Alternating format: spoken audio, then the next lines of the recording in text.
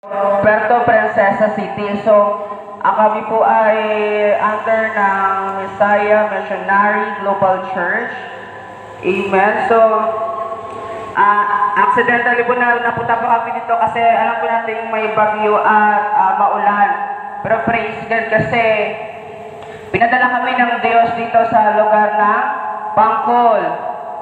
Hallelujah. So, first time kong nakapunta dito at para magturo sa inyo. Amen. Ready ba kayong makinig ng salita ng Diyos? Sabi mo, Amen. So yun, sa umaga ito, magtuturo po ako ng salita ng para pag sa umaga ito, manalangin po tayo. Okay lang po, mag-pray po tayo. Okay lang po, tayo po tayo. Hallelujah. Thank you, Jesus.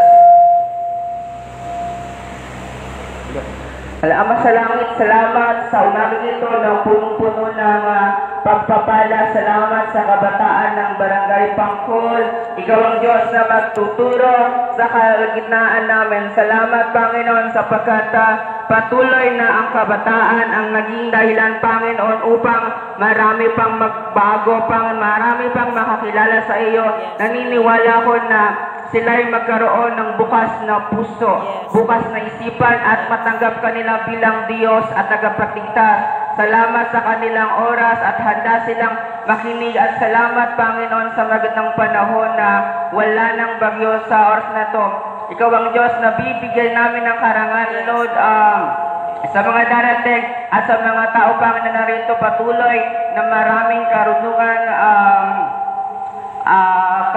at kaunawaan at patuloy mong ipaunawa sa amin ang salita mo na magbibigay sa amin ng aral at patuloy namin maisagawa ng naayon sa iyong kalaman. Salamat, Panginoon. Lahat ng ito ay para sa iyo, Panginoon, sa pangalan ni Jesus. Amen. Hallelujah. Praise the Lord. So, yun okay lang ba yung sasabihin ko, sabihin nyo dahil kasi nandito po kayo para magturo ng salita ng Diyos. Amen? Amen. You may shout, Hallelujah! Hallelujah. Praise the Lord! Hallelujah, magsimula pa ako na magturo. Okay lang po ba na gumawa ng isa na pwedeng magbasa ng Bible? Okay lang po? Yung pwede dito na magbasa. Sino pwede po magbasa?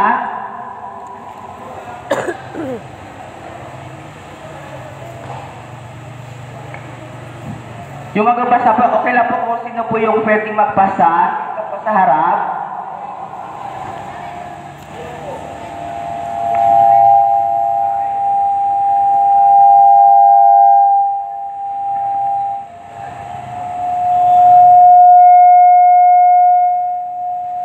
Walang gusto magbasa.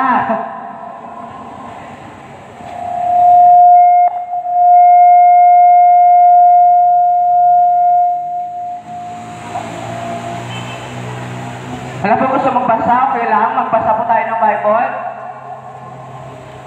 So yun sabi doon, sa John 10:10, sabi sa John 10:10, dumarating ang magnanakaw para lamang magnakaw, pumatay at manira. Naparito ko upang ang mga tupa ay magkaroon ng buhay na kasaganang lubos. So yun sa verse mo na yun, may tatlong katangian si Satanas. Ano yung una niyang katangian? Siya ay magnanakaw. Ano siya? Siya po ay magnanakaw. Pangalawa, siya ay pumapatay. Pangatlo, siya ay mapanira. So yun, ito yung katangian ni Satanas na patuloy niyang ginagawa sa atin at lalo na sa mga kabataan. Amen.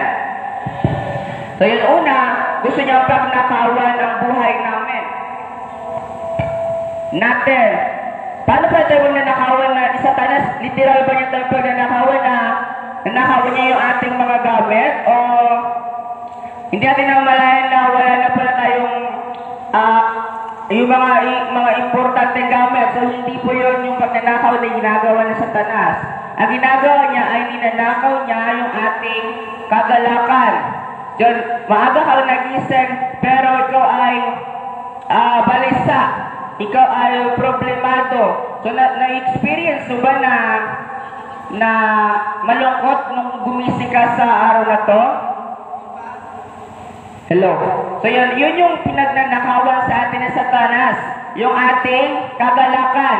Yung kagalakan dapat na ating nararanasan. So, sabi na Satanas na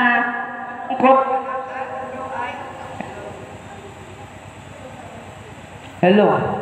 Mag-isa. So, gusto niya lagi kang mag-isa.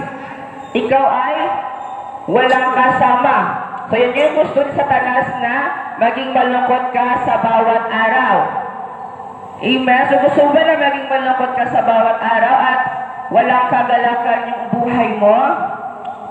Amen. Pangalawa katangian ng Satanas ay siya ay pumapatay. Hindi natin alam na unti-unting pinapatay ni Satanas yung ating relasyon sa Diyos. Una, sa ating pamilya.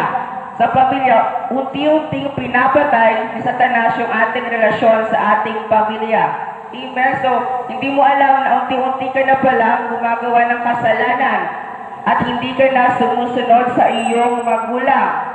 Amen.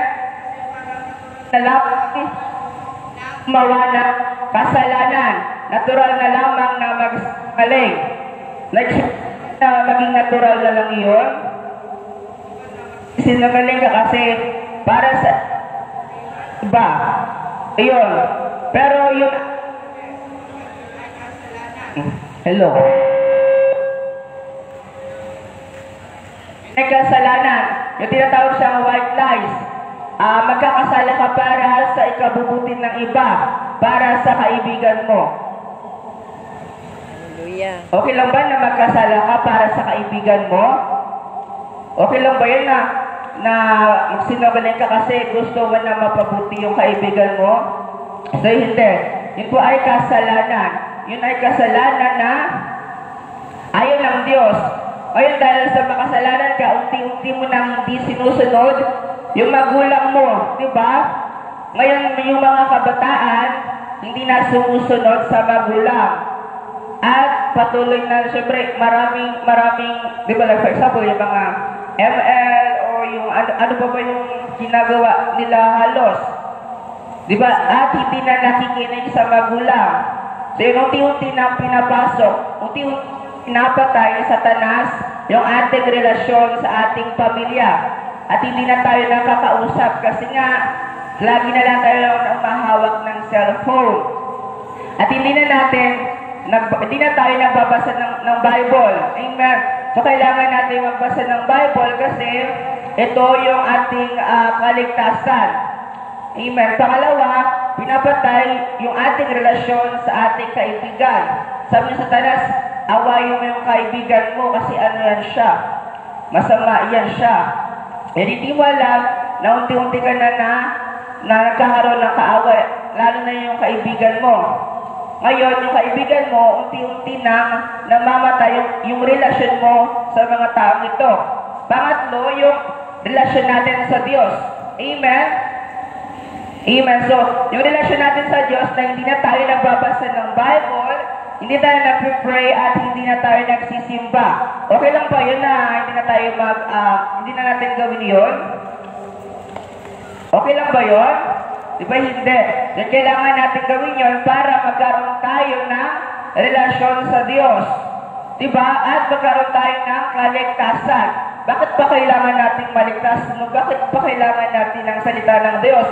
Eh buhay naman tayo, kumakain naman tayo na comfortable naman tayo araw-araw, bakit pa kailangan ng salita ng Diyos? Eh, kasi nga, kailangan natin ng kaligtasan at para hindi tayo mapahamak. Pero ang ginagawa ni Satanas, unti-unti niyang pinapatay yung ating relasyon sa harapan ng Diyos. Sinasabi sa inyo na okay lang kahit hindi magbasa ng Bible. Ang mahalaga, buhay naman. Amen? So yun, hindi pwede, hindi po tayo nagbabasa ng Bible sapagkat ito yung ating kalakasan sa spiritual. So kung kumakain tayo physically, kumakain din ba tayo at tayo nabubusog but spiritually, tayo din ay nagugutom sa Espiritu. Amen.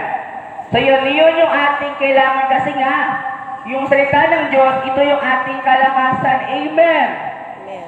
Amen. So ngayon, magbabasa ka, kikilalanin mo na ang Diyos sa buhay mo. So yun yung gusto patayin ni Satanas sa buhay mo. Papayag ka ba na patayin ni Satanas yung relasyon mo sa harapan ng Diyos? Amen. Siyempre hindi. Siyempre gagawa ka ng paraan para maipalapit ulit ang relasyon mo sa harapan ng Diyos. Amen? Amen. Ngayon yung pangatlong katangian ni Satanas. So marami palang katangian si Satanas na pwede niyang ibigay sa iyo. Gusto mo ba yun? No. Pangatlo, sisirain niya ang inyong buhay. Gusto mo ba na sirain ni Satanas yung buhay mo? Sabi niya na, ay, huwag ka na mag-aral kasi mag-ML ka na lang. Huwag ka na mag-aral kasi boring. So, unti-unting sinisira ni Satanas yung ating buhay, yung ating kinabukasan. Sabi niya, uminom, di ba? Kabatasin na yung umiinom dito. Taas yung kamay.